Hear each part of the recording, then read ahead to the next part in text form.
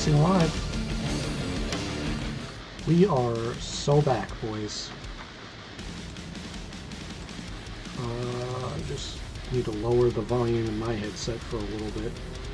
What's up? I can hear myself. Hold on. There we go. It's a mess. I haven't done one of these in like, what, 2 months or something like that. It was definitely before big money season really got going. And hopefully you can see I made some upgrades, I made some changes.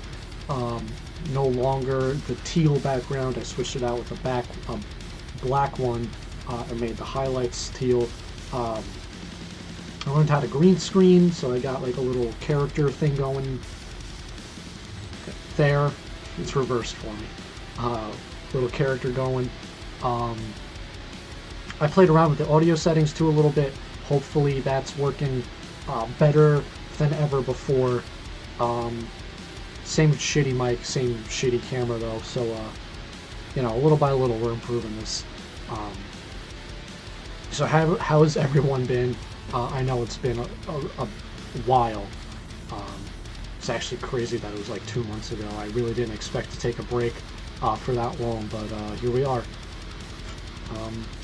I hope everybody enjoyed the end of the season. I hope you guys got to go to some big money races or some other major events at your local tracks, be it pavements, maybe some sprint car racing. I know late models is taking over Western New York and Western PA. But how's everybody?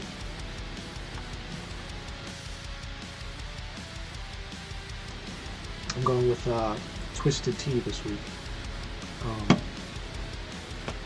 Man, it's weird being back live after being away for so long. Actually, I forget like how important it is to keep talking, because in real life I'm kind of a quiet guy, a little reserved, but gotta put on a show here. Still got Bill, still got awesome Bill from Dawsonville back there, cheering me on from the background. $1 Million Bill, you have anything to say? All right.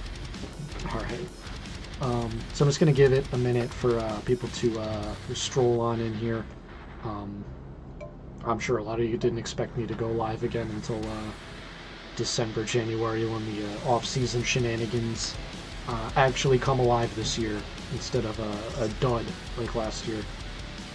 I did record a lot of things last year, though. I'm going to be honest. It's just as I was editing the videos, I'm just like, wasn't happy with the product, didn't really want to put it out there and publish a video that really wasn't up to my standards. I didn't really think was interesting, but went back to the drawing board, the whiteboard back there. It's got some good ideas for this year, and if I'm not able to capitalize on these, I really might have to rethink how I operate my channel going forward in the off season. A lot of cool live stream ideas, a lot of cool video ideas for now that I'm not at the racetrack every week. Just trying to keep the channel going a little bit while we're all snowed in and nothing else to watch really for us race fans, for us gearheads. And I'm really hoping the audio mixing that I did earlier this week is paying out. So if something is wrong, please let me know as always.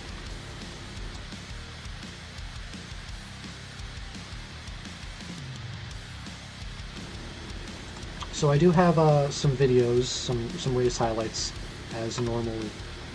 I do have 11 videos to pick out, but I think I might split that in half, maybe like a 6 and a 5. And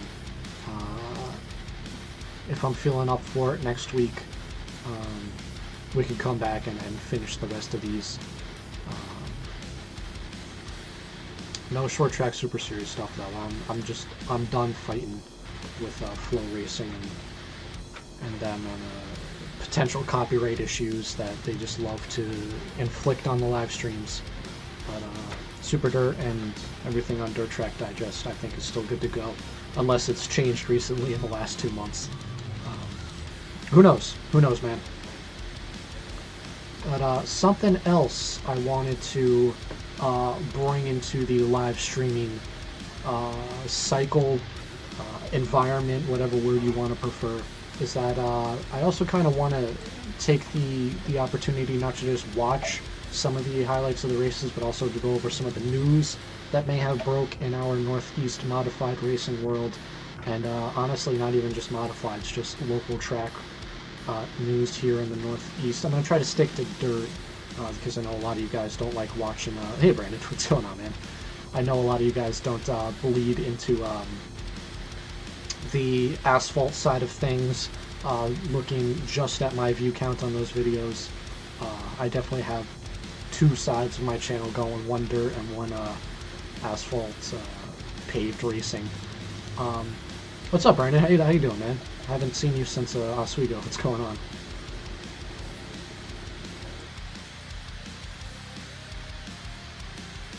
Thanks for stopping by, dude. I have not called Super Dirt Week yet.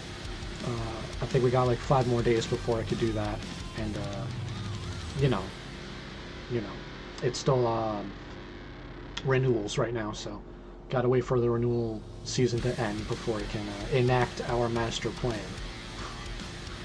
But as I was saying, use this opportunity to you know, kind of talk about some of the news that's going on in our little community here. So I put together this screen. Hopefully everything works when I click here. Okay, where's... Okay, we're missing the scroll. We're missing the winner's scroll. Where's that thing? It's still backwards. That. That didn't carry over to the screen. That's cool. That's cool. Okay. I don't know why. But, I also just... Can you read that? That looks a little bit blurry. I did some testing. I guess I didn't do enough. One-man show who is just doing this in his free time.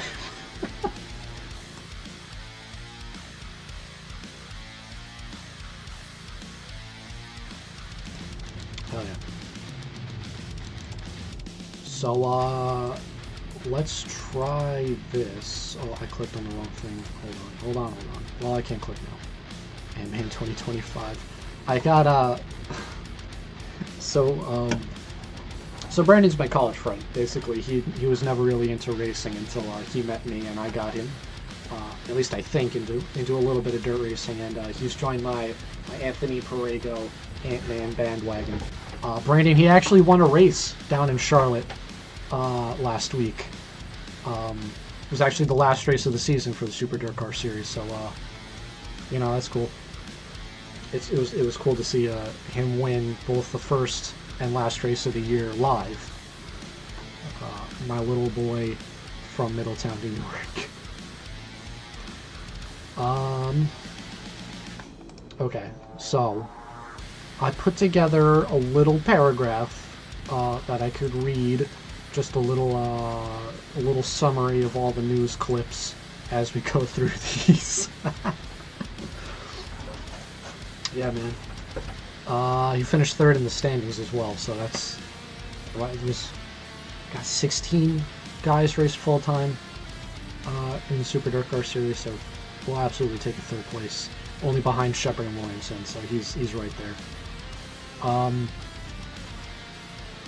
Alright, so let me try to get into this this news thing a little bit. Let me see how this works. Maybe if it's that bad, I just won't do this anymore.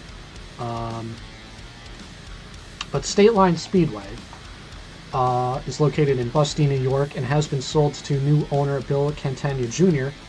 Bill originally purchased the track in 2014 and was in the process of buying 3 other tracks around the Northeast. However, due to personal issues, he was forced to sell to Jim and Gene Scott, as well as Brian Horner. Horner's stake in ownership was passed around to other parties, all who loved the track, thankfully, and eventually landed on Chip and Rhonda. New owner Bill said State Line has his full attention and is committed to keeping the track alive and successful. Jim and Gene are looking forward to retirement, while Chip and Rhonda said they will be supporting local dirt racing in other ways. They didn't mention what other ways, but it's good to see them still stick around. State Line's main division is the super late models. Now this track was one that has pretty much been on the market for a year and a half, maybe 2 years now. So it was one I really tried to get to this year, but just one reason or another I wasn't able to fit it into my schedule, especially with some other tracks that I really wanted to get to. So I think with this track saved, I'm absolutely going to have to check it out in early 2025, make a video on it, and just to see how it is as the new owner got it, and then maybe in a couple of years we could revisit the Speedway to see how it progressed, what changed. And hopefully one day we could see some modifieds there. I know he likes doing late models and all the rush divisions, but you know, we gotta defend our turf, New Yorkers. All right, so we have more track news. Hopefully that just transitioned perfectly and definitely didn't look choppy at all. From one successful save of a Western New York track to the brand new fight to save another, Freedom Motorsports Park has been put up for sale by owner Bob Reese.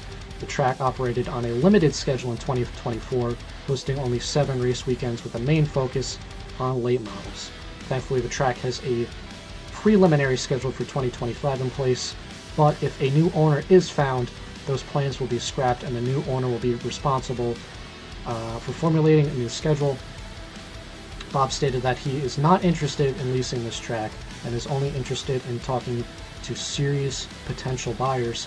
He also stated that he would like to sell to someone who wants to keep the land as a racetrack, but is open to all possibilities. Unfortunately, everybody support your local. This is also another track that I kind of wanted to put on my schedule, my own personal schedule for 2024, but with the limited races they were running, I wasn't able to fit it in anywhere, and I think I have to make this one more of a priority now for early 2025. They don't have a schedule fully public yet, but hopefully it's one that I'm able to attend to, hopefully not a midweek race or anything like that. And maybe if I'm lucky, I could pair it with a Friday-Saturday show with State Line, so I could try to get a 2-for-1. But it's always scary, it's always sad to see a racetrack go up for sale, because you don't know the future, obviously, but you know also how many people show up to these local shows, how many memories are made every week, memories that, you know, when you go young like I did, just last your whole life. And just like 5 Mile Point, I remember sitting in the stands thinking, you know, this is it. These memories at this place won't be made anymore. So really, if you guys are out in the Western New York area, strongly recommend going to check this place out while you can. And hopefully we could find a new owner who wants to keep this place a racetrack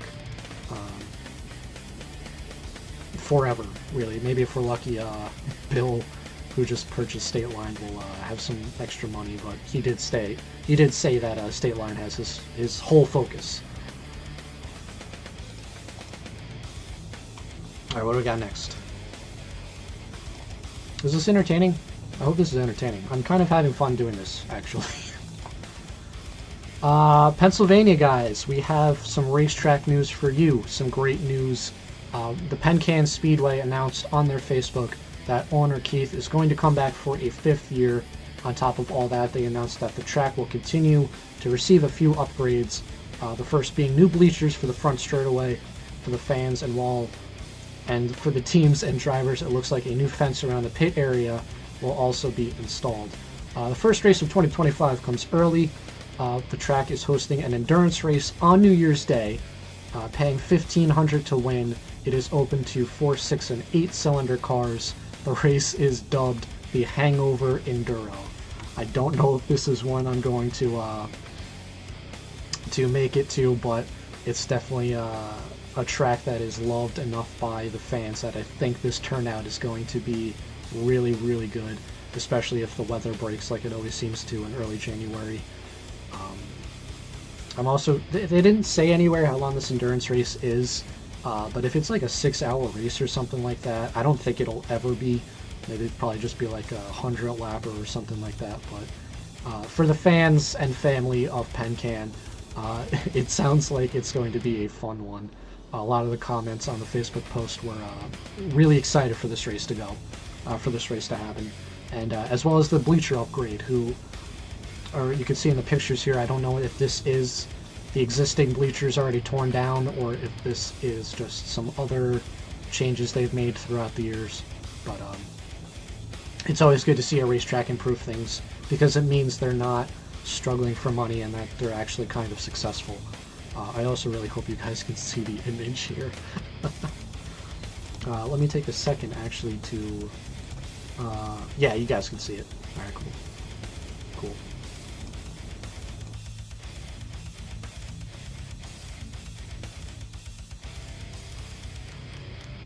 And I know a lot of you guys actually, a lot of the attendees of Penn-Can watch my channel.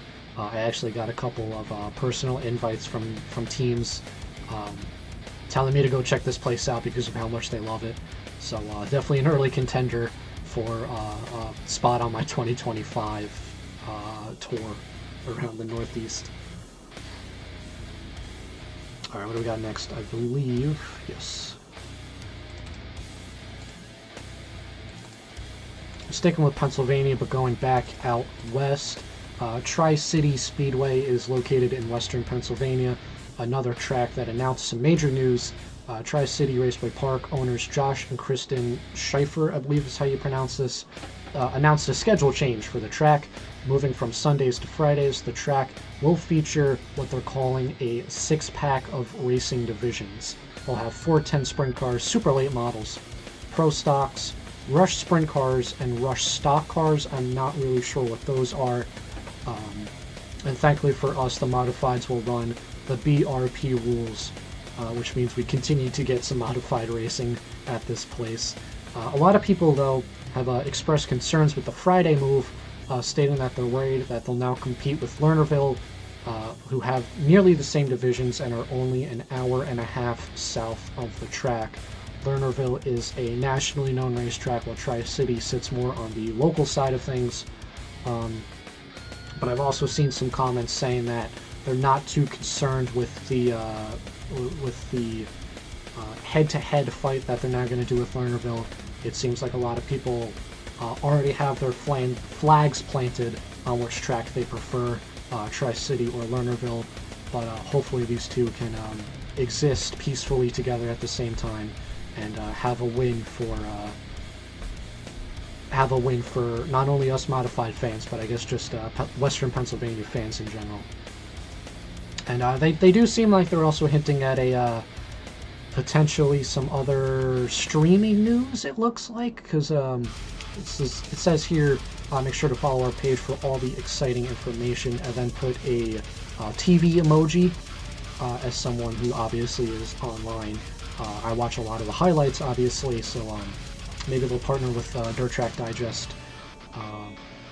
That'd be really cool because we don't get a lot of Pennsylvania stuff on DTD. I believe it's just BAPS and Big Diamond. And then, of course, you have, like, you know, Williams Grove and Port Royal do their own stuff. Lernerville does their own thing.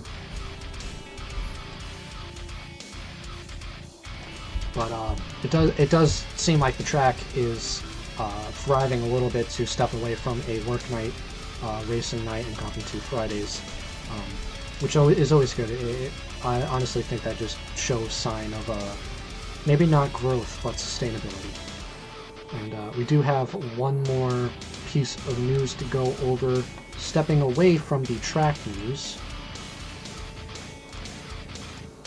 Mad Max McLaughlin. He's not a big block guy anymore, but a lot of fans here in the Northeast continued to support Mad Max and his late model dream, just like they did with Tim McCready. McLaughlin announced earlier this week that he partnered with NASCAR team Nice Motorsports and their new late model program for 2025. No announcement was made regarding if they are going to compete with the Outlaws, Lucas Oil, or run a true Outlaws schedule, meaning they won't run for a championship, but instead pick and choose races however they want to.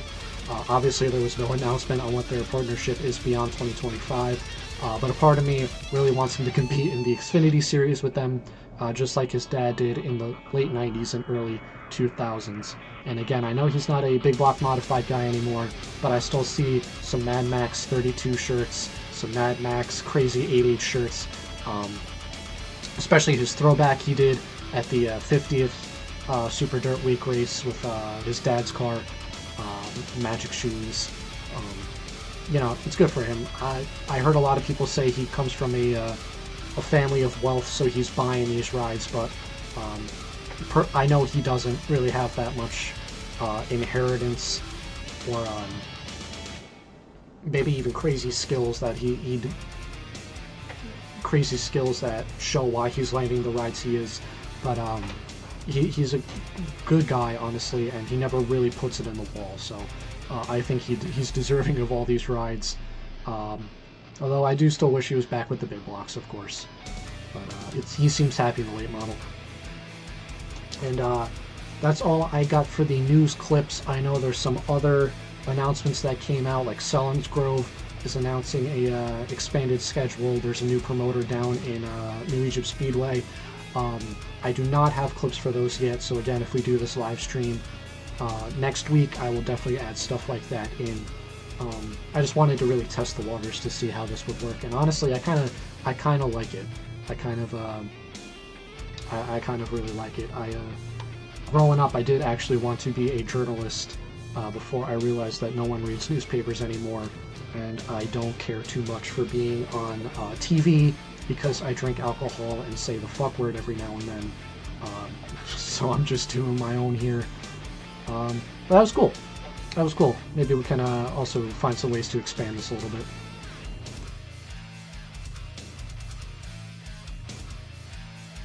And thank you guys for stopping in and checking out the stream on this Wednesday. I see a lot of guys coming in and out. Just as always, just seeing, you know, what's it about.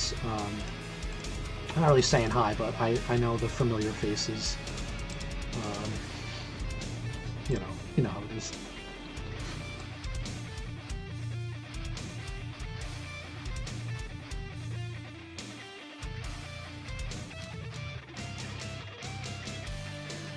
Almost forgot to unmute the mic there.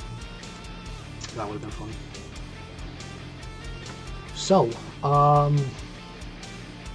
what do you guys say we jump into some highlights? I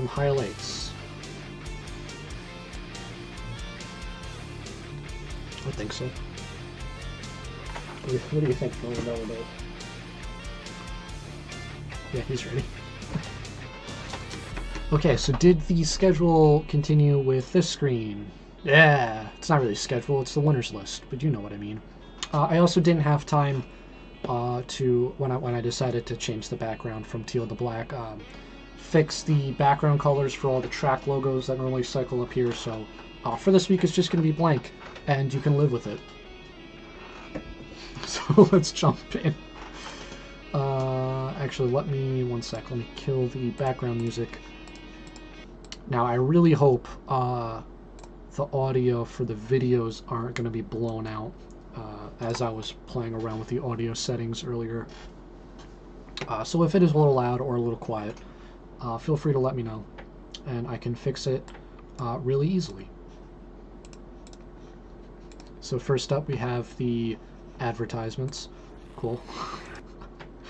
We have the Bridgeport Motorsports Park Danny Serrano 60 feature highlights from October 5th, which was a lot. Man, did I really not do this for that long? Alright, well, we're back now. We're back.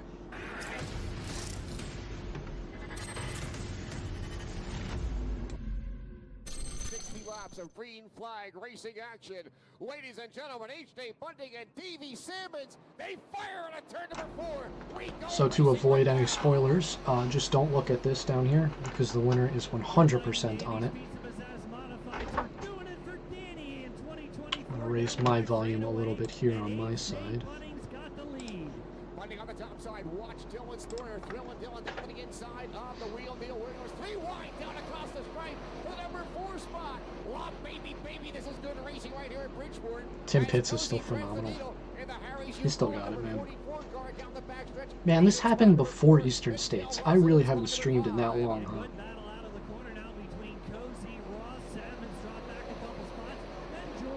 This happened before Oswego. Holy moly. Down the back straightaway, the travel is now Stengel down to the inside of Grosso. He'll grab that spot away. Hunt is right there, the number 27 car, as they scramble on a turn number 4 this time. Grosso across the stripe, and Papias, whoa! Papias is in trouble! Oh, that was a hard hit. Into the backside of one of these cars, and it was curtains for Papias. Here they come on a turn number 4 this time. It looked like a hard hit, but I didn't really see a lot of damage here. Let me, hold on, let me...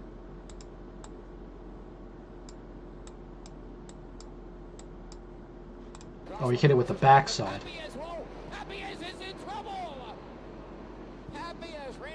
Ah, man. Hits like that can knock your breath out.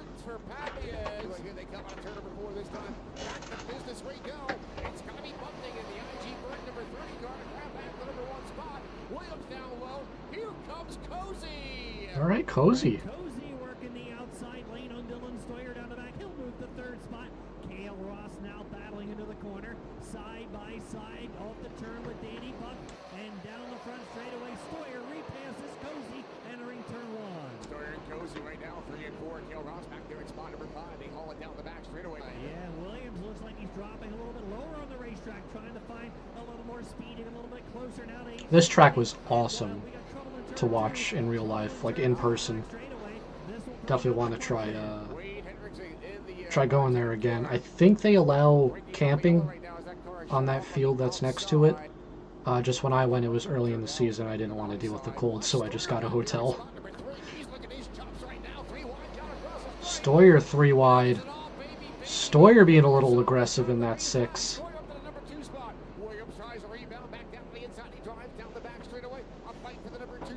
Look at the 3 cars going fighting for spot number 4 right now, and Cozy getting shuffled up to the wild side. And Cozy went 3 wide down the front straightaway for a second, and now he's shuffled out of the top 5. Danny Buck and Kale Ross are on the move. Here comes Matt Stengel down the back straightaway. Dylan Stoyer, after a back and forth with Neil Williams, will find himself in second. Grosso down back there taking over spot number 7. Cozy is in spot 8, and Hunt is coming through the pack. David Hunt. Wow, Cozy really dropped back on that restart. Davey Salmon's back there in spot number 9, as Watson fights with him lap after lap. Right. Looks over his left shoulder, beats a sweat, begin to build on his brow as he sees Thrill and Dylan Stoyer on the inside. Coming out of turn number 4 right now, punch the clock, we're going back to work on the racetrack. Bunting back into the number 1 Here spot. comes Right Buck. 3 cars for the number 3 spot down the back straightaway. Buck in the mix right now. Buck down low, and now Matt Stengel. Matty Ice up to the number 4 spot. Here comes the 0 car. Neil Williams back up into spot number 4. Cozy's back. Spot 5. Yeah, Cozy's back. Again here in the restart. Danny Buck now picks up the 3rd spot. Williams back to 4th. Stengel tried a couple of spots. He's in 5th spot. Cozy and Kale Ross. Ooh, who jumped the cushion? Oh, man.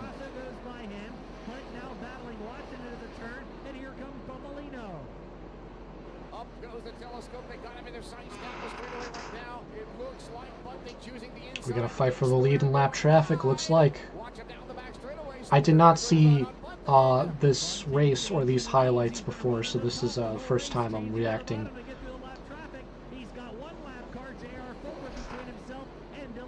Stoyer's really low.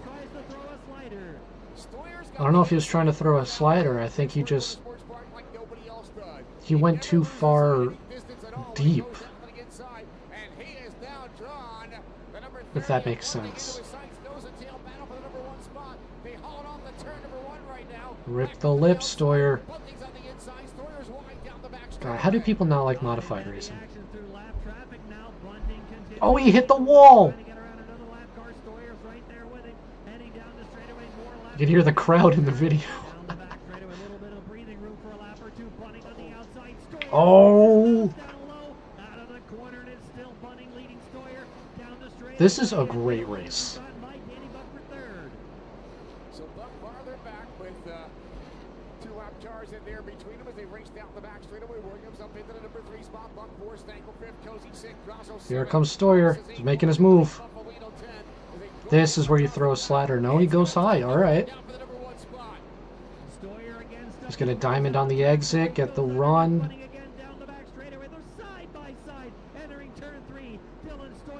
There's the slider. Perfect. That was a perfect move on Stoyer. By Stoyer. He's not backing down. He puts him on a 2-car length gap between himself and the number 2 place man. Williams is up on the outside, and Bunting is kind of getting bucked up. Bunting used up all his tires. The car's getting tight on Bunting, and he's on the outside. Here comes Williams for the number 2 spot, swapping it right back on a turn number 4. Bunting had a good crossover. And here comes Danny Buck.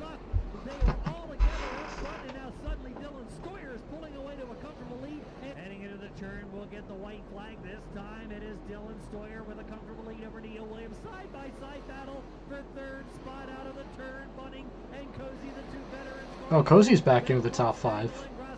Tim Pitt's final lap for Dylan Stoyer. Here he comes on a turn number 4. $7,000 the paycheck. Make it payable to Dylan Stoyer. That was a phenomenal race. Performance victory lane. It is Dylan Stoyer. Bridgeport is underrated, man.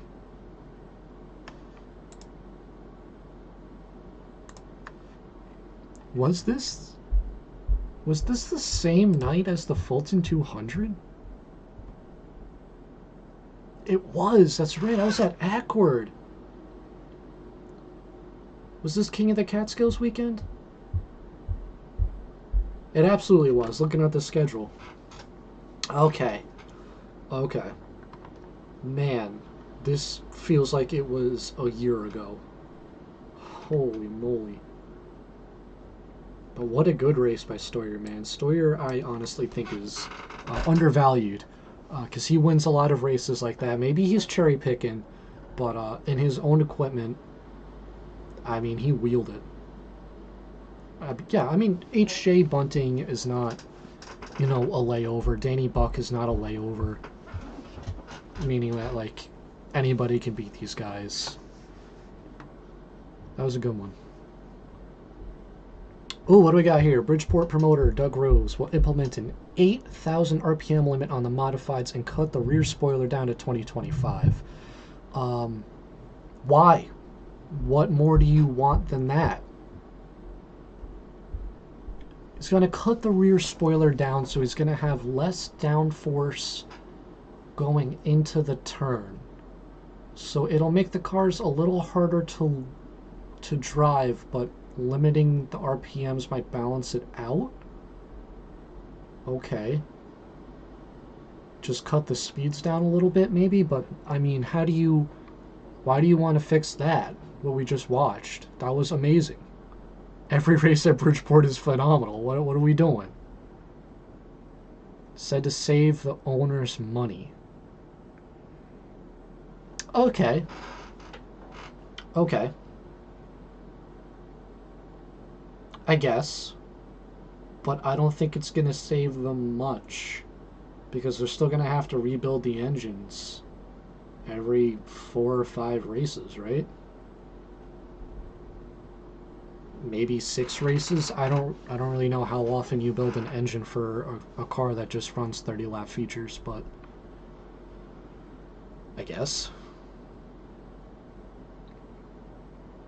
Hey man, if he wants to try it, you know, I'll still watch. But yeah, that was a great race. That was a great one from Bridgeport. I gotta get a Dylan Stoyer t-shirt. I really do. I think he sells them, but you have to like message him on Facebook, and I think you have to use something like Venmo or maybe Apple Pay, which I don't really have. So kind of hoping I just run into him at a race one day and he's selling his stuff. Oops, I hit the wrong button. I just opened Spotify. Oopsie daisy. Alright, so up next we have highlights from the Fulton Speedway, the Outlaw 200, 200 lap small block modified race that was 1 week before Super Dirt Week. Again, I have not seen this race or the highlights, so this is all a blind reaction, I guess you could say. And again, if you want to avoid spoilers, don't look at that. Thank you very much. The 38th annual Outlaw 200. There's a lot of small blocks. To salute you, the fans, for coming out tonight. No That is a pay-per-view. You gotta lot be here of to small see it. blocks. They're saluting you by going 4 wide giveaway. For 200 heart-pounding laps around the Fulton Speedway. Ladies and gentlemen, Phelps and Dunn on the front row, okay. Outlaw 200 is green here. They go. First time down the back straightaway. What's up, Russell, by the way? How you doing, man? Thanks for tuning in again. Of Billy Dunn going to peek to the outside. He's got Tim Fuller beneath him doing battle for the number 2 spot. With Matt Mead watching from the number 4 spot, but the first lap is going to go to the 98H of Jimmy Phelps. Here comes the 49 of Dunn up on the high side. He'll try to dive. This feels like a weird camera angle. I feel like we're on an angle. Like looking at 1 and 2, it looks flat. Wow. Spins it to the infield. Yellow is Loops it from 3rd. Green flag. That's heartbreaking. Green flag waving. We're back to racing in the Outlaw 200. Billy Dunn, front end broken. He pulled back off the speedway. As we're back underway with 191 laps to go. Fuller takes the lead. Tim Fuller with a power move down the backstretch. Maybe it's just the banking, but looking at 3 and 4, it looks like the camera's just a little tilted. I don't know. That's your Hall of Famer, Tim Fuller, out there. Tim Fuller's just having a career year, man. I mean, knowing what we know now at the end of the season is really impressive. To the lead here through turns 3 and 4 off the 4th corner. It's Oh. going to be Williamson leading. We got a new leader, Matt Williamson, here on lap 16. Matt Cabrera in trouble as he's headed towards the infield. See what he does. But Money Matt Williamson taking the lead down the back straightaway. Also, sail panels with small blocks just feel weird. But sail panels in general just feel weird, so. But the Edwards, New York native, the Hall of Famer, Tim Fuller. Tim Fuller ripping the lip. Here on lap 28. Fuller, your race leader. Here comes Williamson to the inside. Fuller low, using that top line. There's some grip up there, and Fuller grabs it. Fuller gonna nose ahead, freezing right there. Here comes Sears. Williamson's back. Corner number 4 to the line. This time, who's it gonna be? It's gonna be Williamson leading lap 35. By half a car length. Lap 34 by a nose. And Fuller trying to use the pick. Here comes Friesen. And trying to capitalize here. Has Williamson and Fuller in a dogfight. Yeah, Here Fuller. comes the 83X. It's about to be a 4-car battle for the lead as Fuller leads lap 35. Fuller takes it back. Use the 38 of Tim Harris as a pick there to trap Matt As I said. Williamson, at least briefly there. Here comes Friesen. He gives Williamson a shot in the shorts. Billy Decker going to take it to the infield and call it a night in the Smith Slate Development 91 as they still battle for the lead out there. Who's it going to be? It's going to be Fuller with the top side hustle. And here comes the 98H of the Beeville Bandit, Jimmy Phelps. Jimmy Phelps had a really good year at this track too, right? From what I remember. The number 3 spot moves Stu up to a podium spot. Jimmy Phelps just got shuffled back to the And number here 4 comes spot. the big Has 3. You shuffled got back Williamson over leading, Matt Friesen Shepard 3rd, down Shepard the front 5th. stretch. Now Shepard starting to turn up the wick, and don't look now into the top 5. Larry White, he's gained 5 spots since the restart. Larry White, holy. He's up and expiring. And they jinxed him. Oh my goodness. And they jinxed him. Their best before they blow. I just called them out with a 5. That's weird. I was just about to say that actually. On that last Hold restart. on. Pause the video, That Tom. is immediate. Something my dad always tells me is that they're fastest before they explode. I didn't know that was a phrase that's just a common phrase. Huh. Announcer Huh. jinx. Oh my goodness. Yeah, they jinxed the shit out of 98 him. of Phelps and the 83 of Tim Sears Jr. has gone fishing. 3 wide for the number 3 spot. Fuller holds on as Shepard. Friesen and got now second, here it looks comes like. Jimmy Phelps with a head full of steam on the bottom of the racetrack here in 3 and 4. It's not going to be enough, too much grip on the top side right now for the 9S of Super Matt Shepard. He's going to dig to the bottom in 1 and 2. Try to get alongside Tim Fuller. Your leader has cars 3 wide in front of him. That's Money rough. Matt Williamson slow. Here comes That's Friesen rough. to the I mean, what do you bottom. do with that? Contact off of turn 2. Friesen to the lead down the backstretch. But can he hold it through turns 3 and 4? There's got Ferguson on the bottom. They got Corcoran up high. And again, people don't like modified racing for some reason. People don't like long-distance modified racing for some reason. We're 2 for 2 now. Side by side, off of quarter number 4 for the race. What more do you need? Bang, bang. It's going to be Money Matt Williamson with the lead for right now. Oh, but he's up the hill in turn number 2. Friesen We'll get the once run. again sticks the nose. There's still a The 3 inside wide. Down the backstretch. Williamson staves him off down into turn number 3. Williamson shut the door on Friesen that time on the bottom of turn number 4. Can Phelps pull off the Beeville Bandit move and steal the halfway lead as he looks to the outside? I guess something happened to Of the six Friesen? machine now Oh, no, he's in... inside. What a move! Yeah, I guess something happened to Friesen. Lead off of turn 2, and he might have it down the backstretch. Not quite yet. They're still side by side into turn 3 and 4, but Phelps might have the better line coming off. We'll see down to the line. Who's it going to be at the line? It's Phelps. Couldn't tell you. Bumper. Couldn't tell you. No, Williamson by 8 Oh my 1,000ths of a second. Got the lead back, but it might be Phelps's this time off of 2. Oh, he slammed the door shut. Williamson down the backstretch into turn number 3. Oh, A little bit he of had character the in turn top way 3. up that time into turns 3 and 4. Phelps to the lead. He will lead lap number 95. I love modifieds. Jamie Installation, HBR Mohawk Northeast, number 98H, will take lap 100. We are officially halfway home in the Outlaw 200. Phelps will be your halfway leader. He's 6th. Of Williamson, 2nd. 3rd is Shepard. 4th is Friesen. 5th is the 83X of Tim Sears Jr. And the yellow flag will fly here on lap 101. Yeah, I don't know. Yeah, it was intense. Hey, fuck stage cautions. Crazy and, Fuck planned yellows. Trent got some character, Fuck which is ruining kinda the flow of getting racing. upset a little bit, but, yeah, all in all, we just needed laps. I mean, I think we can get the fuel. I can't wait for one race to get away from it, and I'm going to Wheels support on it for another 100 and majorly So here we and go. financially. Calabrese, Marchicelli will kick off the second half of the 38th annual Outlaw 200. Green flag back out, 100 and 100 to go. Calabrese taking off with the race lead.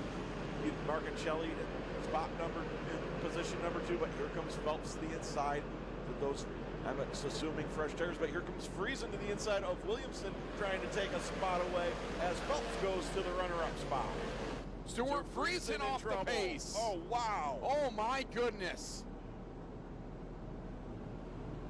What is going on here at the Wait, Outlaw hold on. 200? Hold on, hold on. I'm reading the chat. Hold on. What? Oh god, I'm pushing the wrong buttons. Oh yeah. What'd you say? Regarding engines, it's true the bearing tolerances in the engine loosen up, resulting in less internal friction for 2 or 2 laps until the engine blows up. So there actually is some science to it. That's funny. So because I guess the bearings wear down, there's less friction, but I'm kind of curious why the less friction would cause the engines to let go earlier. Just more RPMs, I guess, that maybe the engine isn't tuned up for. Maybe it's running more than what the fuel or the distributor is able to keep up with. But I'm gonna go with that, and yeah, it makes sense. Why I love motorsports is because of the engineering design aspect of it. Every single one of these drivers you're seeing on screen right now, maybe not build their own engines, but definitely build and assemble their own race cars. I love the science fair aspect of it, if you want to call it that. It's something that top racing series like NASCAR and IndyCar with their spec cars completely lost, which is why local short track racing, beautiful, beautiful stuff. Okay, so why did Friesen stop here? Stuart Friesen off the pace. Oh, wow. Oh my goodness. What is Did a going light go on out here in the at track? Outlaw 200? I don't know, but a lot of favorites having some difficulties here. Up the hill a little bit. Here comes Mike Mahaney. See if one of the comments after the highlights say. That's the battle for the number 3 spot. Pots and Pans running top 5. 35 on the move. He wants up into a podium spot. He'll have it off of corner number 4. Mike Mahaney on the move. The Adirondack Auto number 35 up to a top 3 spot, the bottom step of the podium. Tim Fuller's coming And back. he's looking for more, but he's got Williamson and Phelps in his crosshairs here off of turn number 4. Janzik sitting in 4, Peter Britton the top 5. Then it's Calabrese, Alan Johnson, Andrew Buff, Tim Fuller, and Dave Marcancelli, your top 10. For the lead. And Williamson to the inside of Phelps again. They got the TK2 Motorsports number 5 of Katie Cal Devendorf in front of them. The racing through lap traffic is phenomenal. Thankfully, it looks like the halftime break didn't ruin it. They're gonna split the lapped car. Holy shit! First one to the line. It's going to be the 6th of Matt Williamson. He takes over the lead on lap 129. Yeah, thankfully it looks like the halfway break didn't kill the racing and didn't just have all the drivers put on harder compound tires and make them just run single file, which is exactly what happened at Fonda, exactly what happened at Eastern States, kind of what happened at Oswego. Oh, Sears. Sears around and stopped in corner number 2. No. Went up to 4th. Went from the back to 4th. Hold on. Only laps to go. Williamson is starting to press. Was it the tire let go? Here in the cockpit of the S&W Service Center. Oh, he cowboyed up in turn 3 and we got left rear. And it's Sears. Looked like left Sears rear. Around and stopped in corner number 2. No. Went up to 4th. Went from the back to 4th, only for it to go to the wayside once again. He's got a flat left rear tire. Yep. I mean, he still had, what was it, 25 laps? How many cars are still on the lead lap at this point? Here comes the smooth shoe. His name is Pots and Pans, let's relax. He's dropping the hammer off of corner number 4. Rip the lip, Mike Mahaney. But it's still Phelps here. I know the nickname we're playing off the work shoe. His dad might be calling him Smooth Operator the way he's rolling the top right now. I think that one's already also taken. More sliders before we call him the Smooth Operator. But he's got that putting 35 working up on the top side right now. It's making it work. Oh, he jumped it. Never mind. He jumped the cushion. How about Big Motor Mike? Man, he is Big Motor Mike. I like that one. I like that better than Smooth Shoe. And Williamson's got to drive it so hard he kicks the rear end out. Here comes Phelps. Wheel to wheel off of turn 2. Williamson drives off. Phelps is there. Oh, lap traffic still a factor. Williamson. Track's getting real rough now. Get enough of a run. No, he can't. Williamson once again to the lead on lap number 189. God, I love modifieds. Oh, he hit him! Got into Phelps. That might cost them both there. It absolutely will. As now Peter Britton trying to make it 3 wide for the Aussie. Mahaney able to come back. How about Darren Smith running? Was that 6th? Good for him, man. He's really had a good late season resurgence.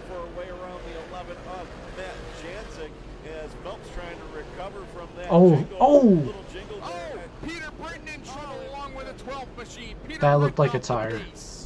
Looked like a tire went flat. Is that the pony? That's the pony. Here we go. 190. I've seen many a driver run laps with a flat pony tire at Orange County before, but I guess you can't do it here. He just dumped on this time. Hold the brake. Oh. Who's that, Curtis? With nowhere to go. So Mike Mahaney getting penalized. 8 to go. Better. Mahaney just got on it too early. Oh, Jimmy Phelps gets turned in. Chris Curtis with Yeah, nowhere Mahaney to just go. got on the accelerator a little too early. So Mike Mahaney getting penalized for the contact with the 98 of Jimmy Phelps. And here is we're I mean, back that to should green. just hand the race to Williamson now. Green flag back out there. Definitely faster than all these guys right behind him. They're all in line behind him. Here comes Mike Maresca challenging for a top 5 spot as he runs with the 28 of Matt Mead and the 14J of Alan Johnson as the 12 of Darren Smith. He's going to work on the 11 of Really Matt good for Jansen. Darren Smith, man. Meade gives the 14 of Johnson a shot down the front stretch. Ladies and gentlemen, your 38th annual Outlaw 200 and a 2-time Outlaw 200 winner. It goes to the 6 of Money Matt Williamson. Darren Smith in 12. He'll finish in the number 2 spot. Matt Jansen, a fantastic run in So third. Williamson won Ladies this and one. gentlemen, your feature winner, Do doing it. the rooftop 2-step and the beer smash. It is Money Matt Williamson. Oh, did we get an interview? Oh, tell me we get an Had a interview. hell of a Yeah. race with Jimmy. He might have had a better car. I'm not sure. I was trying to hang on at the end, and I don't know what happened on the God, how restart, much did he but, drink already? And Mahaney got together. It was a lot of fun racing with Jimmy before the yellow and everything. I got a lot of important people here. This is the first real big win with my S&W 6 car. Rob Swatsky's here. Wayne Kahn. I started in Ridgeway with Rob coming on board, and Wayne's brought it to a whole new level. My dad, and my whole crew over there. It's really special to win this one with them here. And man, that was a long race. I don't know what time it is, but I'm ready for a 12-pack. Now a 2-time winner of the Outlaw 200. So Williamson won this one. He won the Salute to the Troops 100 at Oswego. He won the small block race at Eastern States. Let me see. He won something else. He won at Charlotte, but that was with this big block. I feel like he won another big small block race. That sounds weird to say. I feel like he won another major small block race in Big Money season, but man, he has that 358 program just down pat, and good for him, man. He's I see him all the time waving to fans and just saying hi to him. Definitely loves being in the spotlight. He does, but he seems like another good guy. Ronnie says back in the day when Reading ran Fridays and Sundays, the mechanics would torque all of the engine bearings for Friday. On Saturday, they would drop the pan and retorque everything again for Sunday's race. That sounds miserable. Holy crap. What? Yeah, he did have quite a year. But did they just not have multiple cars and multiple engines back then? I feel like it would be easier to just run one Friday, switch out the engine on Saturday, put a new one in for Sunday, and then over the course of the week just retune and repair. Whatever, man, that was way before my time. I also love now, you can kind of see here, these are not like special computer glasses or anything, but with the angle of the light, you can see all of the dirt that is just caked on these glasses from the years of being at the dirt track. Actually, these were just my glasses for this year that I wear every day. That's funny. Do we have any good comments?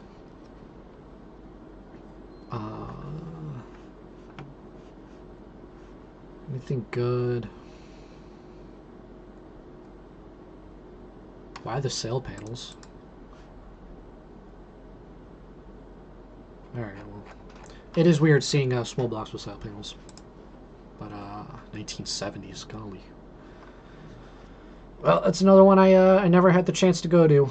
So again, that's why I go to as many as I can while I still have the chance. Didn't see Reading or oh man, why is my Langhorne? I think that's right.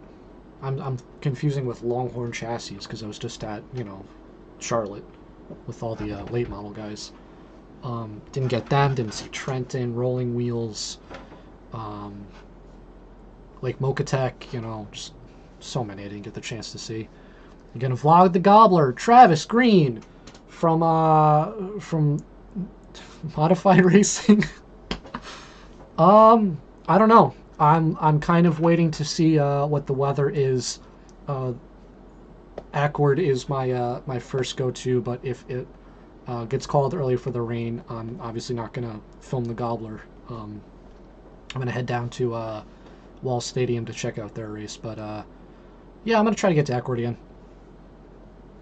If you see me, come say hi. I'll put you in the video or something. Travis Green. Actually, a little story there. My dad went with me, was it last year? Last year or 2 years ago to the Gobbler. And he doesn't really pay attention much to the modified stuff. He's a full fender guy. But when he saw the green 69, he turns to me, he's like, I wonder if he's related to, I forget who raced the original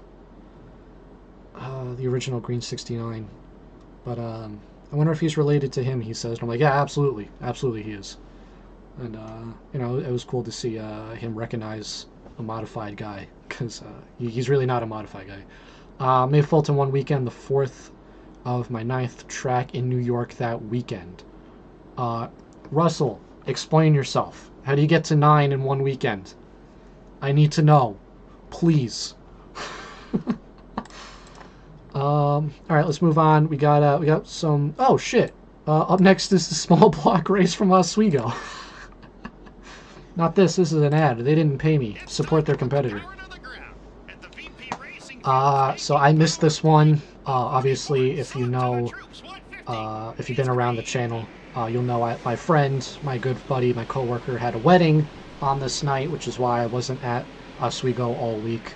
But instead getting drunk at the wedding bar, open bar, thankfully. So I did not get to see this race at all. Friesen going to bring him down here off of turn number 4. He will lead lap number 1. Score lap number 1 to Stuart Friesen in the Halmar International number 44 car. As Ryan Dolbear rides in the runner-up position as they work their way down the back straightaway. David Dickey back there in the number 3. Oh, we got one in trouble. Your second place, man. It's lap 2. What do you mean? Turn number 4, and that's our first yellow. Your pole sitter, Ryan Dolbear. Green lights back on, and they charge down into turn number 1 and 2. Was that the O2 of Laner? Not sure who was running the O2 in this one. From Gary Lindbergh as they work down here off of turn number 4. Lindbergh back there in 3rd, spot number 4 to car number 4. It's a 4-star car of Anthony Parrego. Currently rounding out your top 5 is the defending winner of this event. That's Matt Williams. Hey Travis, let me know if you guys are selling shirts at Ackward. I'll absolutely buy one. Oh, see, this is why you can't call him Smooth Shoe. Right now, they're going to go back to green as the green flag is out. Willig's hanging right there with him. I just think it's a dumb nickname. I don't have any problem with Mahaney. Off at turn number 2. Look at Willig's. He has got a good run off the corner. Parrego now going to make his way to 3rd. That'll be at the expense. But I guess I can't make fun of Smooth Shoe. I am the guy who officially submitted the nickname of Saucy for Parrego when he first started coming around. I still think that's a great nickname. I was wrong, apparently. Thank you guys for stopping in.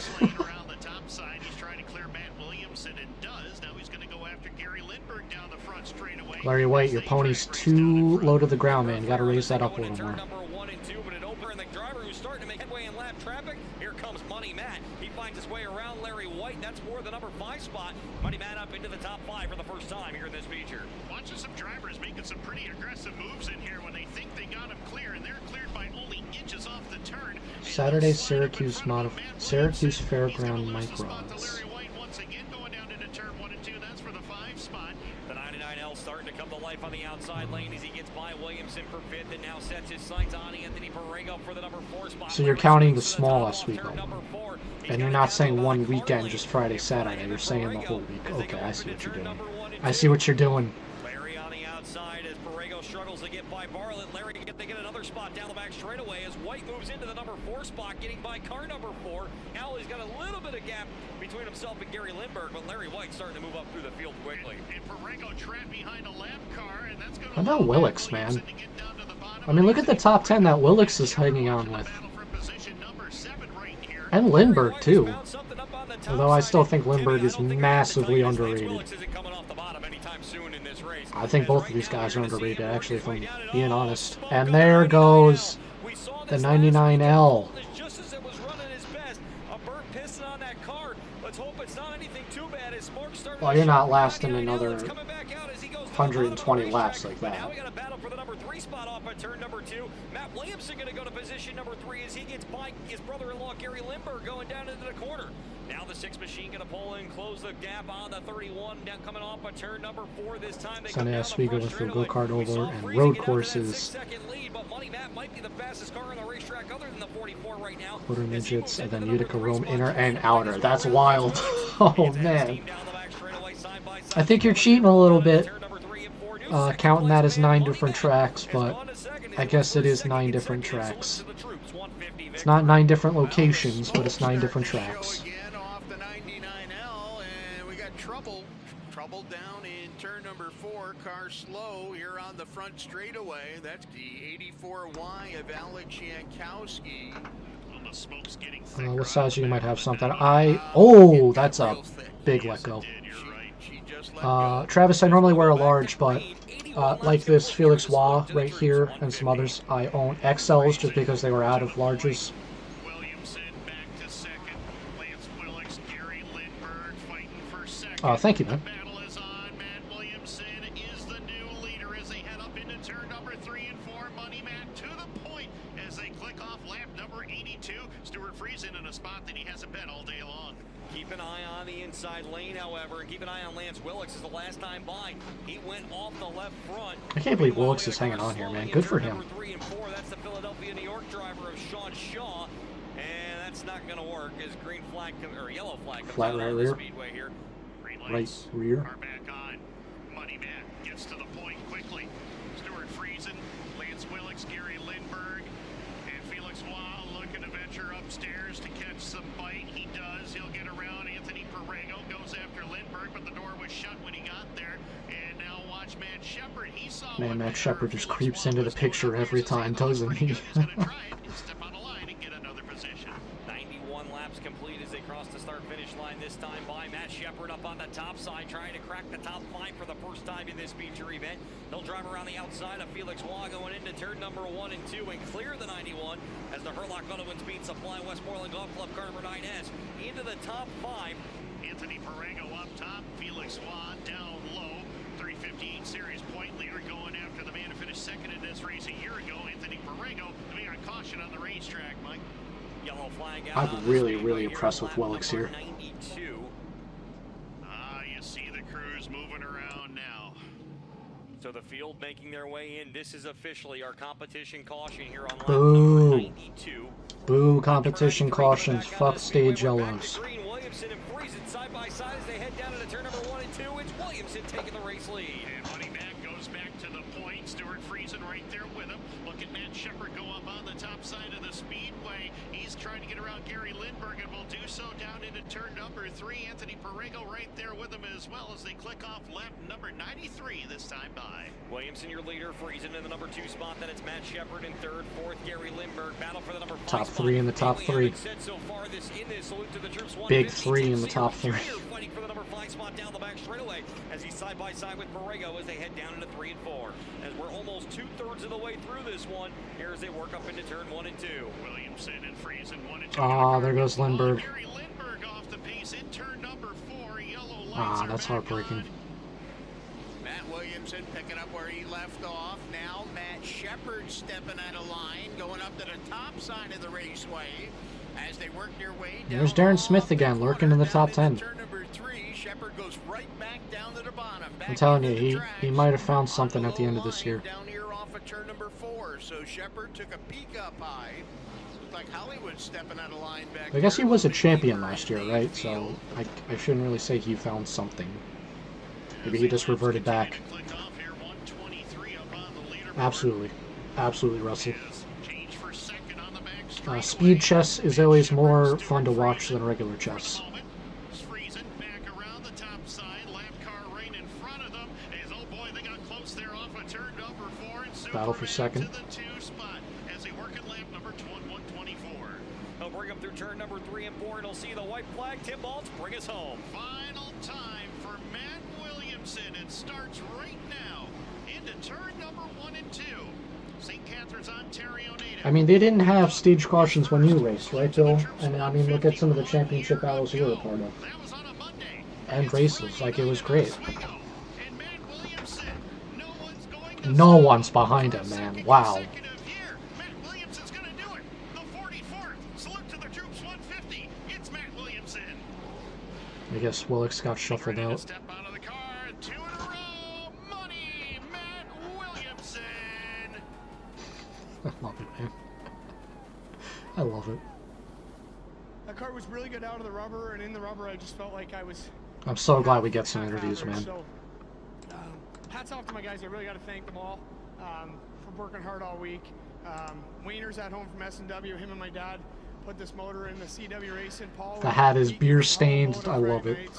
I gotta give a shout out to Wiener. I tried to beg him to come, so miss you at home, buddy.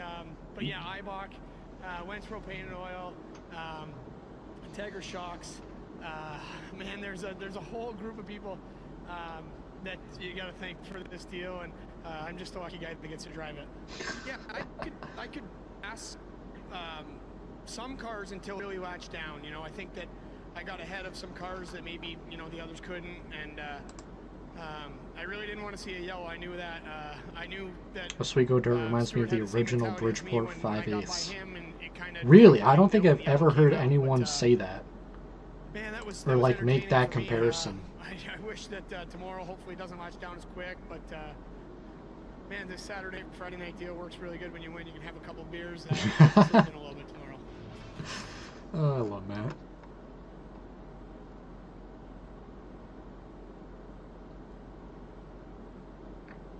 Yeah, here's a good comment. I'm actually surprised they never brought in World of Outlaws or even the Empire Super Sprints to this track.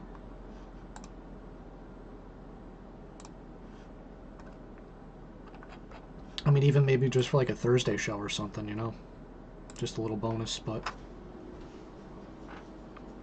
Honestly, I was really expecting the Outlaws to show up during 2022, the 50th anniversary race. I thought they would have added a little bit something more, like a second cherry on top of the pie for the 50th anniversary celebration. But I guess looking back now, it kind of makes sense. You don't want a lot of people who are just there for sprint cars to kind of come in and try to make the race their own. I guess in a way, if you kind of see what I'm saying. Also, how's the audio? I mentioned earlier on in the stream that I played around with the audio a little bit earlier today before we went live, and I think I fixed it a little bit. At least make it a little more level, especially for the background music that I'm about to put back on. So hopefully for the videos it's still good. And I guess I could add the Bridgeport 5A Smile as another track I never had the chance to go to see in person. But we are halfway through the clips, the highlight reel, if you want to say. Started it a little bit later in the stream because if you were here earlier, I tried to do like a little mini news program just to see if it was something I wanted to implement on the stream whenever we do it more weekly again. So if you missed that after the end of the stream, feel free to go back and watch the replay. I thought it worked out really well. But for now, what we do always is the cross-flight question, which helps determine who's the driver we're going to put on the thumbnail for the next live stream. Assuming the next one isn't the Super DIRTcar Series season rewatch, which I'm going to put Williamson on because obviously he was the champion. So for the next one, we have Dylan Stoyer, who we watched earlier win the Danny Serrano 60. Michael Maresca, who was the 2024 Canadian Dirt Week winner, and Andy Bicchetti, who won King of the Catskills, and as well as the Lebanon Valley Championship. So those are your three options. I forgot to set up the poll. 1 sec. Let me actually do that, like, right now. While I just take a second to not say anything for a second. What do I normally call this? Who should be on the thumbnail for the next live stream? There you go. Copy, paste. You know what? You guys want to watch this?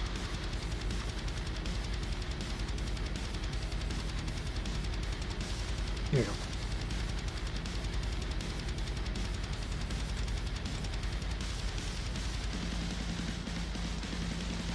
So we got Dylan Stoyer, who was the Danny Serrano. Oh god, did I spell that right? Serrano.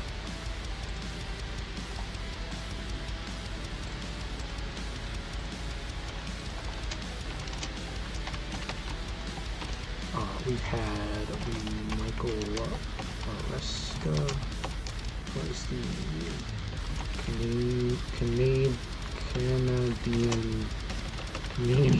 oh my god. This is why I took mechanical engineering and not spelling in college.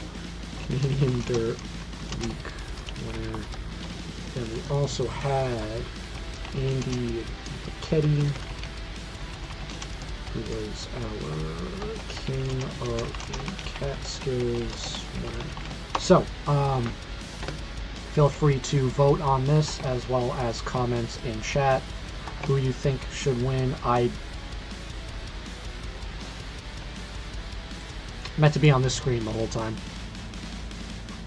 Feel free to vote on that. Comment in chat if you guys are here live, and if you're watching the replay of the stream, put a comment who you think. You can technically vote 3 times. I don't really care. Yeah.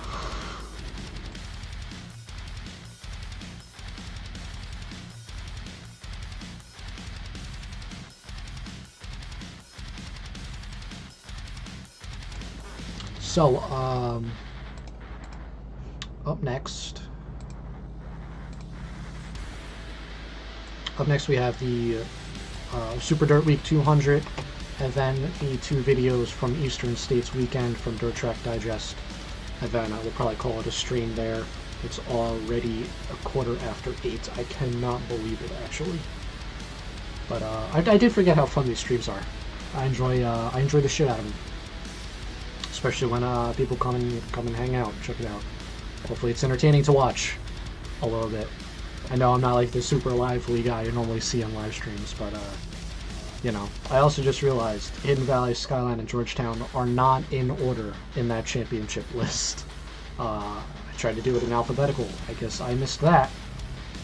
Got 1 for Stoyer. 1 for Stoyer. Close the polls. Alright. What am I doing next? Is that? Yeah, it's that. Oh wait, let me turn off that background music again. Then I can do that.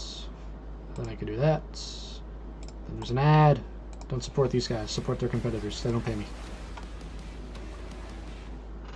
Ladies and gentlemen, a show. So obviously I was at this race. I made a video of it. I hope you guys watched it. I enjoyed it. Did not get to see the professional production from Dirt Vision.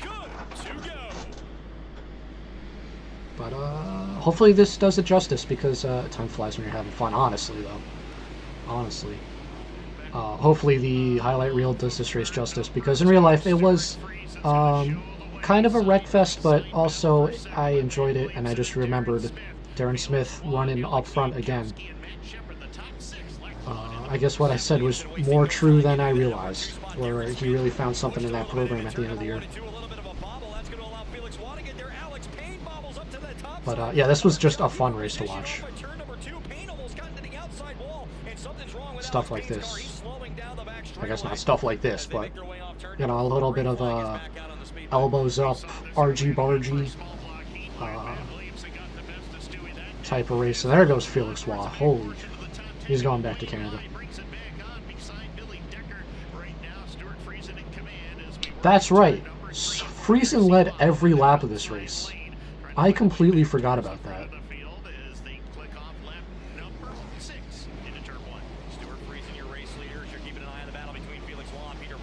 Oh, Waugh's going backwards. There is no highline right now.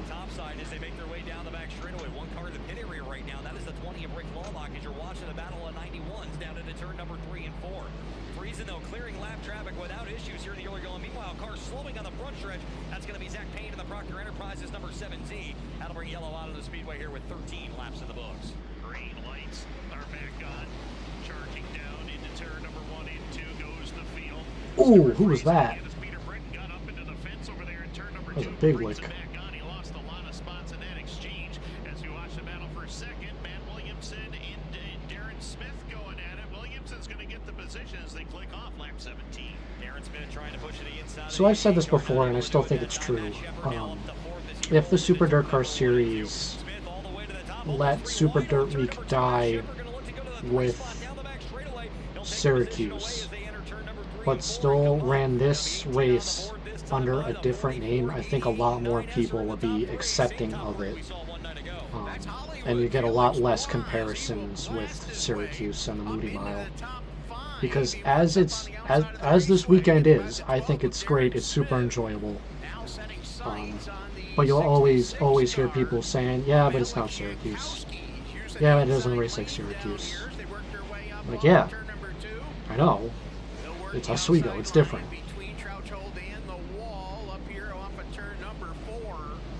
That's my monologue. We got the big three still in the top three. That's turned into a three-car race for the lead as Matt Shepard takes the number 2 spot away just seconds after Matt Williamson had a good look underneath the 44 machine in turn 3 and 4. Here comes Alex Jankowski up on the top side. Kid Rocket trying to rocket his way around to the outside lane. He's trying to get around Williamson. I did not see that. That's Jankowski in the 66, that's right. He did not run his 84.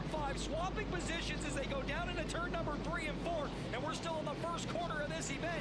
Things starting to get a little wild here in lap traffic. Jankowski takes the long way around. He'll take the number 3 spot away from this track looks super loose. Number 3 and 4, 1 and 2 rather. Car slowing in turn number 3 and 4. That Mark is Johnson. the New York driver, Mark Johnson, in the SNS Asphalt Paving car number 9 machine. Green lights back on. Charging down into turn number 1 and 2. It's Friesen with the lead over Shepard. A lot of character now into one. This is a tough track to drive on. And I can't believe they threw a halftime break. I just remembered that. But it is going to be Stuart Friesen in control with Shepard taking second. The 66 next in line of Jankowski. Now looking down to the inside, the 91 of Felix Waugh. Superman looked down to the inside, trying to get a run. We got one slow here into turn number 1. Peter Britton off the pace. Green lights. Yeah, looking at this highlight video, I definitely understand now a lot more why this race kept going yellow, because this just looked like... I'm not saying the track was just in bad shape, but it just looks like it was a very rough track to drive on. Not so much that it's damaging to the cars, but it's just challenging for a driver's skill. Hot and heavy there is Matt Williamson feeling pressure from Felix Waugh. Felix Waugh off the pace in turn 4. Mike, yellow lights are on. Never mind, maybe it is damaging to the cars, because that is a left front suspension damage. Back underway. Friesen once again. Good restart. Jumps out in front of Alex Jankowski. Jankowski will fend off the 9S of Matt Shepard as Matt Williamson takes the 4 spot back. Look at Tim Sears Jr. on the high side as we watch Jankowski and Shepard go at it again for the 2 spot as Stuart Friesen leads off of 4. Shepard dives to the bottom as they come down the front straightaway at the line. Shepard has the spot by 8/1000ths of a second. He'll slide up in front of him off turn number 2. Jankowski going to try to battle back on the bottom of the racing surface. Got about 2 car lengths as they head down into turn number 3 and 4. That battle back there for third. Again, getting closer and closer as they work their way down here off of turn number 4. Your third place race back there. Hot and heavy as they work their way down off of turn number 2 now. They They work their way down, and we got them 3 wide back there racing for position. As Jankowski continuing to make a charge, a run, but he is just trying to hang on to 5th spot behind Jimmy Phelps. So Stuart Friesen, your halfway leader, as he rolls down here off of turn number 4. He's got heavy traffic up. Kind of surprised McLaughlin was running in the top 10 this early. So yellow lights are on. Because I think after Volusia, was this his first time back in a modified? Or did he run Fonda 200? Oh, Shepard almost put Jankowski into the infield wall.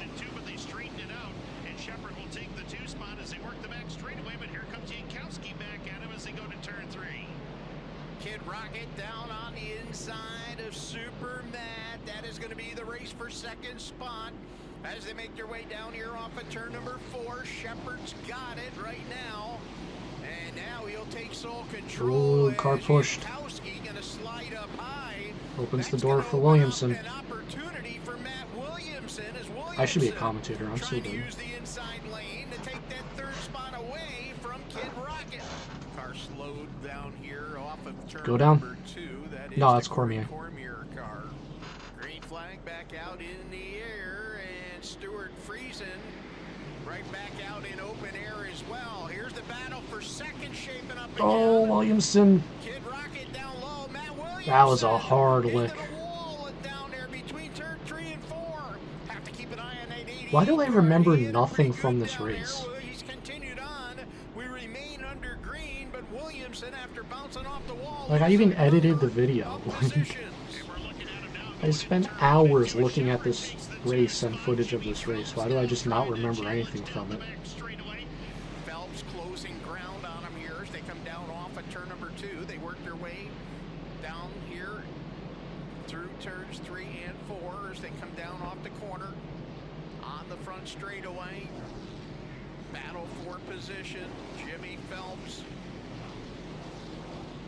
now moving the 98H up into 3rd position. Jankowski back there for 4th. 5th spot, Tim Sears on the 83X.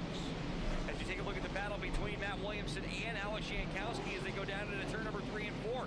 Williamson on the bottom, looking to get that number 4 spot back. So we get a car into the front stretch wall. That's the 27 of Jeremy Pitts. Yellow is out on the speed. I do remember that actually. Back off the corner, green I remember flag editing coming out onto the speedway. Stuart Friesen gonna the reassume pit spin. control of this one out front as we're back to green. Back to green into turn 1 and 2. New 2nd place car. It's Jimmy Phelps as Matt Shepard bobbled up off the turn. And the Baldwinsville Bandit now up to 2nd and looking to go after Friesen into turn 3 and 4. Here comes Money Matt to try to challenge as well as they scramble into turn 3 and 4. Matt Shepard going to try to take the long way around Jimmy Phelps. They come back down the front straightaway, but the Beeville Bandit is gone to Was the it Randy number 2 Green? spot. I think it was Randy Green. Going all the way back to that Travis Green conversation. I think it was Randy Green who my dad remembers. Wow. Yeah, it's been a long day, boys. It's been a long day for me over here. Ant-Man ripping the lip. And that's going to be a side-by-side battle. Now for position number 5. Borrego going to crack the top 5 as he gets around the 83X of Tim Sears Jr. off of turn number 2 as we are in our final quarter. Here's Williamson now. Going to throw a shot down to the inside here, trying to run even with Matt Shepard. Oh, Shepard hit a jump. That wasn't a bump, that was a ramp. Holy crap. Shepard drives right back by him as they enter turn number 3 and 4. Here's Williamson back to the top as they battle side by side for spot number 3 off turn number 4. They'll drag race down the front stretch. Shepard wasting no time getting the spot right back as they go into the corner.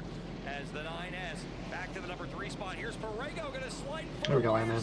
He took advantage of that position down the back straightaway, and now the Ant-Man looking to get by Money Matt. Making her way down to turn number 3 now, coming up again. Friesen Oh, he almost tried to knock the wall down. As they come down off the corner, and now it's going to be inside and outside. Friesen trying to make a pass down low. He had to go back up top, leaves the opening down there for Phelps, and they continue to race down off the corner.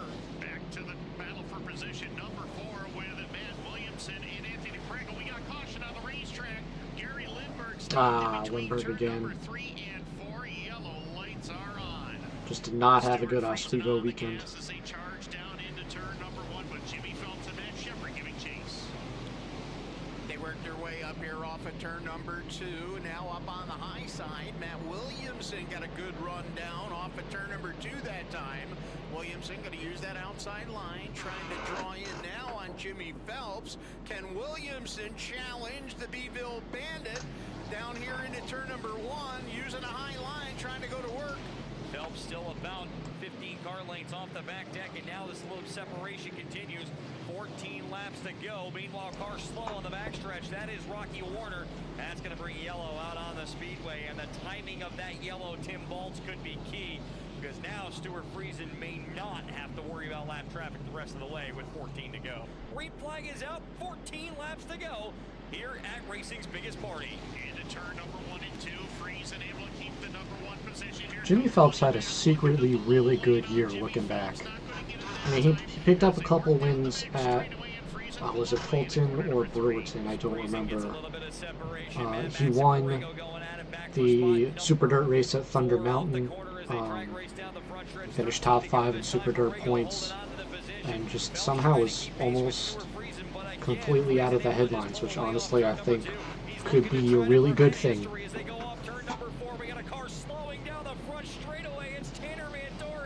TBD. Oh, wasn't this also when Prego ran out of fuel? Like on the same lap? Right here? Yeah. Cars get together coming down the front straightaway. That's going to shuffle everybody behind him. But Friesen going to get the jump going into 1 and 2. And Timmer's going to crack the top 5 as they roll through the corner. As they head down the back straightaway, Jimmy Phelps. Yeah, I had a very bad lap here.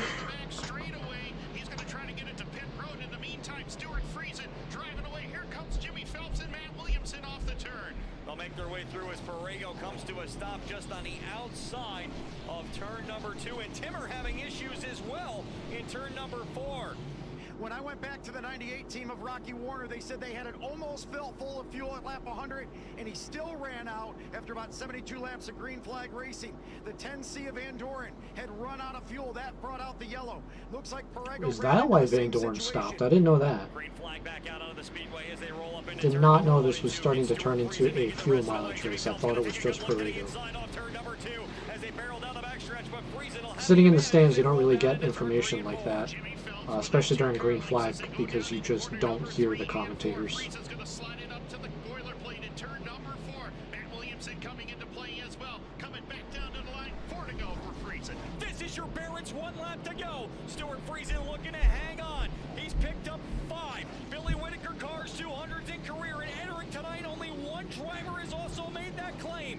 Phelps trying to make 1 last shot down into turn number 3 and 4. Can he get him 1 last gasp for the 98 as Friesen brings him off at turn number 3 and 4. Checkered flag is out. They'll make their way off the corner. History goes to Stuart Friesen as he wins the Billy I Whitaker can't believe he led Classic. every lap. It's just a phenomenal accomplishment. Is Matt Williamson 4th, Max McLaughlin, and at the line, the Ginger Ninja Jack Laner will get who's that? the 5th finishing position. Ladies and gentlemen, up out of the Couldn't tell car who that for the was. 6th time in his career, the winner of the Billy Whitaker Cars 200, Stuart Friesen. Stuart Friesen leading all 200 laps on a history-making night as he gives the hat tip down in front in victory lane up on the roof. That was that was a long race. I'm kind of speechless. I want to thank all my guys. I want to thank everybody at Helmut International. Man, this is it right here. This is the hardest race to win.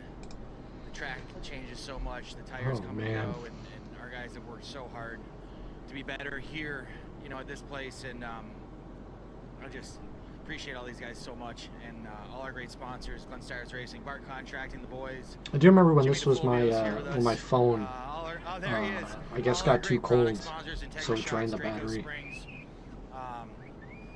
Dan the man, Which is weird because I didn't think it was that cold. Thank you guys. This thing was just a pleasure to drive. Great smoke, and thanks to Big Nell. And I can't tell you what this means. This place is packed. Thanks to all you great race fans. We're gonna be partying with you all night long tonight. I promise you that. Yeah, stressed out is what I was.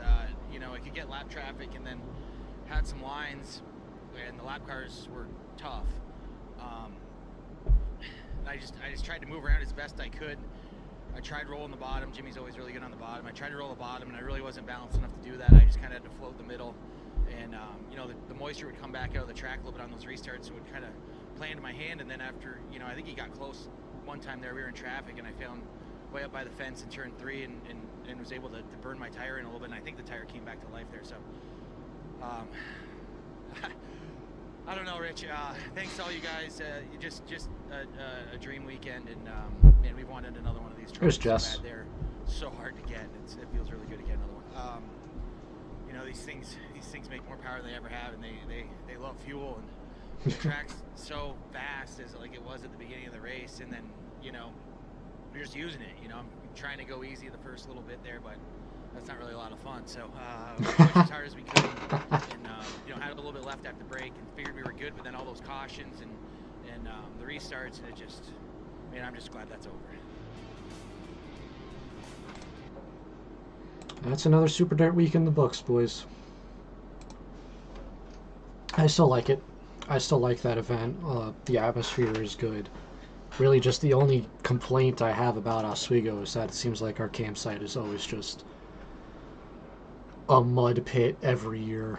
And it's really not the entire campground. It's just like my site and the 2 sites next to it. Other than that, man, it's fine. I mean, yeah, it's a little cold. It's Oswego, New York in October, but you know, racing's fine. Atmosphere's fine. I enjoy it. Sure, it's not Syracuse, but whatever. I think what I'm gonna do, I'm probably gonna end the stream here. It's already been an hour and a half, and stepping away from live stream for 2 months, I forgot how much it kind of takes you out, how much it takes out of you. So I'm gonna call out here. I already finished up editing the vlog for this week. That's gonna go live on Saturday. Day 2 from Charlotte with the Outlaw World Finals. Also featured the super late model feature in that video, if you guys are interested in that. And then of course the entire Super DIRTcar Series program. And I also walked around the midway with the camera, filming all of the vendors, all the team trailers and everything. I think it was only like a 22-minute video too, so it's one of the I want to say one of the shorter ones. I try to target 20 minutes, but I guess it doesn't always happen. So that's all I got for this week. Thank you guys so much for stopping in, seeing what the stream is about. As always, I see a lot of people coming in and out, just checking out, you know, what's going on, how I'm doing, and thank you guys for chatting. If you didn't chat but just watched, thank you so much for what we call lurking, just watching the stream. You know, it's great fun. I definitely want to do this again next week. It is fun, and that's all I got. So I'm gonna go. I guess watch. I don't know. I don't want to watch. Probably watch some midget racing out in California, actually, with the USAC series on Flow Racing. But for you guys, video Saturday. Stream will be next Friday again. Thank you for watching. Support your local. All right.